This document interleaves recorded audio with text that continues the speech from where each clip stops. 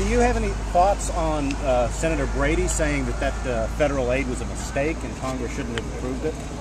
Well, I worked with President Obama to get federal aid for our schools in Illinois and all across America. And there were Republican governors who helped us. I want to thank them.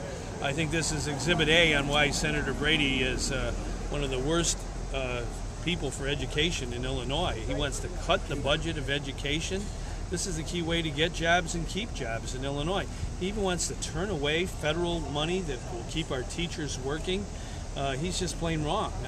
I'm very happy to receive from the federal government, from Washington, where we send taxes from Illinois to our nation's capital. We're getting some of that money back for our schools. And an investment in education is really an investment in jobs. So if we're going to have good jobs today and tomorrow, we have to have good schools. Jobs follow brain power.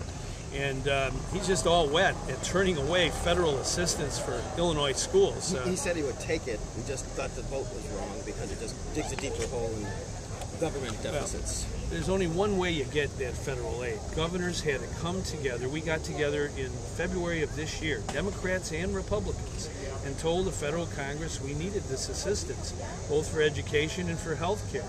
That's the only way we were able to get it the other day. The Congress voted to support our states. If Senator Brady, perish the thought, was governor of Illinois, his voice wouldn't be heard, the fifth largest state. He's dropping the ball on that issue, and he's letting the school children and parents of Illinois down. And the bottom line is, when you don't get federal aid and state aid for education, local property taxes skyrocket. I want to reduce property taxes.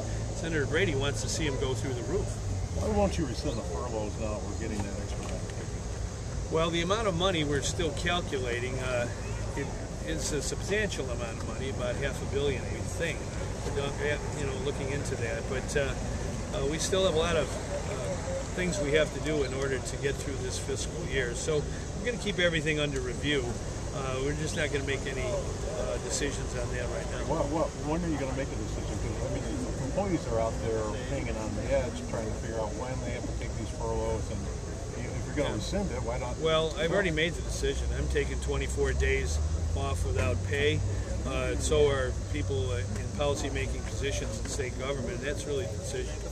So it sounds like it's irreversible? I mean, is that you're not going to... I mean, we're happy to get federal assistance for health and for education, but we have a lot of other costs in Illinois that we have to still invest in and make sure we maintain. We have public safety, we have human services, and the budget, managing it is a day-to-day exercise. I announced that we're going to have 24 days without pay for policymakers in Illinois, including myself. It's basically a pay cut. I think that's important.